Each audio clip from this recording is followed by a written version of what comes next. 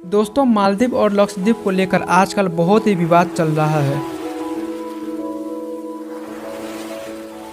PM Modi के लक्षद्वीप दौरे के तस्वीर सामने आने के बाद शुरू हुई बहस मालदीव और लक्षद्वीप का कंट्रोवर्सी का जगह ले लिया है। लेकिन हम लोग इसी कंट्रोवर्सी से उठकर मालदीव और लक्षद्वीप के बारे में कुछ बातें जानेंगे। मालदीव और लक्षद्वीप का एरिया कितना है, मालदीव का पॉपुलेशन कितना है, किस धर्म के कितने लोग रहते हैं, कौन सी भाषा बोली जाती है, मालदीव देश कैसे बना, लक्षद्वीप भारत का हिस्सा कैसे बना, मालदीव और लक्षद्वीप में कुल कितने आइलैंड्स हैं, अगर हम मालदीव या लक्षद्वीप जाना चाहें तो कैसे जा सकते हैं, कितने पैसे लगेंगे, लक्षद्वीप और मालदीव का टूरिस्ट प्लेस कौन कौन सा है। ऐसे ही कई सारी जानकारियों को हम लोग सिंपल तरीके से जानेंगे बिना किसी कंट्रोवर्सी के। दोस्तों, मालदीव मलयालम शब्द है। इसका अर्थ होता है द्वीपों की माला। मालदीव भारत के दक्षिण पश्चिम में स्थित है। भारत के शहर कोच्चि से मालदीव की दूरी करीब 1000 किलोमीटर है। मालदीव 1200 द्वीपों का समूह है। ज्यादातर द्वीपों में कोई नहीं रहता। मालदीव का क्षेत्रफल 300 वर्ग किलोमीटर है, यानी आकार में दिल्ली से करीब 5 गुना छोटा। मालदीव की आबादी करीब 5,21,000 है। रिलीजन की बात करें तो 98% से ज़्यादा मुस्लिम आबादी है। 0.65% बुद्धिस्ट, 0.29% हिंदू, 0.29% क्रिश्चियन। मालदीव में सुन्नी मुस्लिम को स्टेट रिलीजन का दर्जा दिया गया है। यहाँ पर केवल सुन्नी मुस्लिम को ही सिटीजनशिप होता है। बाकी किसी भी धर्म के लोगों को मालदीव का सिटीजनशिप नहीं होता है। ये यहाँ का नियम है। मालदीव में केवल सुन्नी मुस्लिम ही वोटिंग कर सकता है। बाकी किसी भी धर्म के लोगों को वोटिंग करने का अधिकार नहीं होता है। मालदीव के सभी निवासी को अपने बच्चों को मुस्लिम फेथ की जानकारी देना नेसेसरी होता है। यहाँ पर प्रेसिडेंट्स, मिनिस्टर्स, रिप्रेजेंटेटिव्स बनने के लिए सुन्नी मुस्लिम का होना आवश्यक है। अगर आप सुन्नी मुस्लिम नहीं है तो आप कोई भी अधिकारी नहीं बन सकते हैं।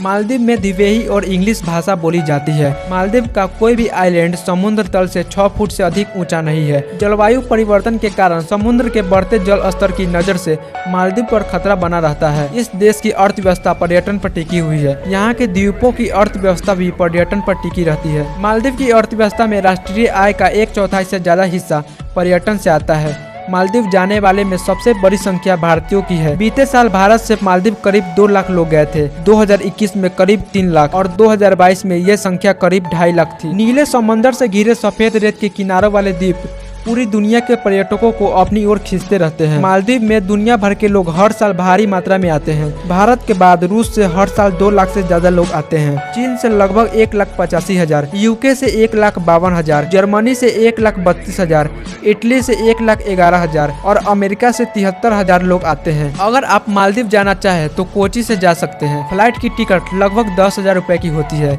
मालदीव में 18 एयरपोर्ट्स है, जिसमें 5 इंटरनेशनल एयरपोर्ट और 13 डोमेस्टिक है। जाने में लगभग 2 घंटे लगेंगे। मालदीव गवर्नमेंट के अनुसार यहाँ पर 175 रिसोर्ट है, 14 होटल, 865 गेस्ट हाउस, 156 जहाज, 280 डाइव सेंटर्स, 763 ट्रैवल एजेंसी और 5 टूर गाइड्स है। मालदीव में घूमने की कई अच्छी जगहें हैं, जैसे सॉन आइलैंड, ग्लोइंग बीच, फिहाल होडी आइलैंड, माले सिटी, माफूसी, आर्टिफिशियल बीच और मामी गिली।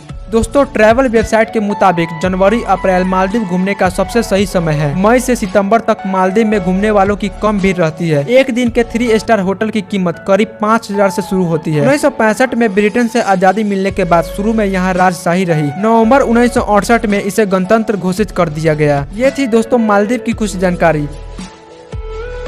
अब हम जानेंगे लक्षद्वीप के बारे में। लक्षद्वीप का अर्थ होता है 1 लाख द्वीप। लक्षद्वीप भारत का केंद्र शासित प्रदेश है। दोस्तों, अगर सरदार वल्लभ भाई पटेल नहीं होते तो शायद लक्षद्वीप भारत का नहीं पाकिस्तान का हिस्सा होता।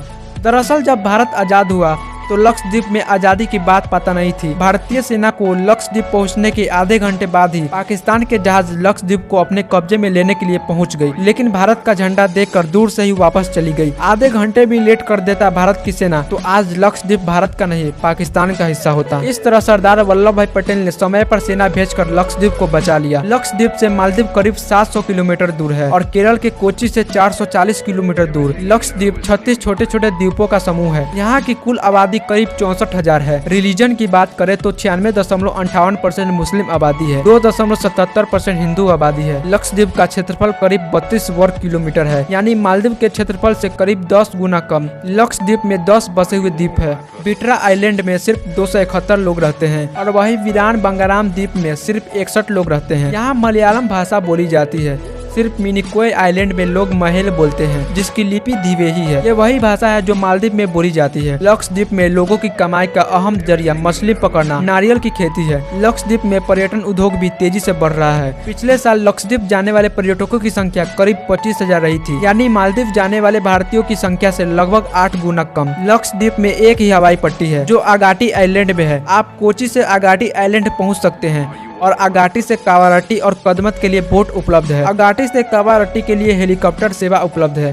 कोची से अगाटी की फ्लाइट करीब 1.5 घंटे की है। कोची से लक्षद्वीप जहाज के जरिए 14 से 18 घंटे में पहुंच सकते हैं। यहाँ जाने में कितने रुपए और खर्च होगा, ये इस पर निर्भर करता है कि आप किस आइलैंड और कितने दिन के लिए जा रहे हैं। लक्षद्वीप में घूमने की कई जगह हैं, जैसे Kavaratti island, lighthouse, jetty site, Agatti, Kadmat, Bangaram और थिन्नाकारा। दोस्तों, मालदीव की तरह लक्षद्वीप में भी सफेद रेत बीच है। यहाँ जाने के लिए सबसे सही समय मई से सितंबर के बीच का है।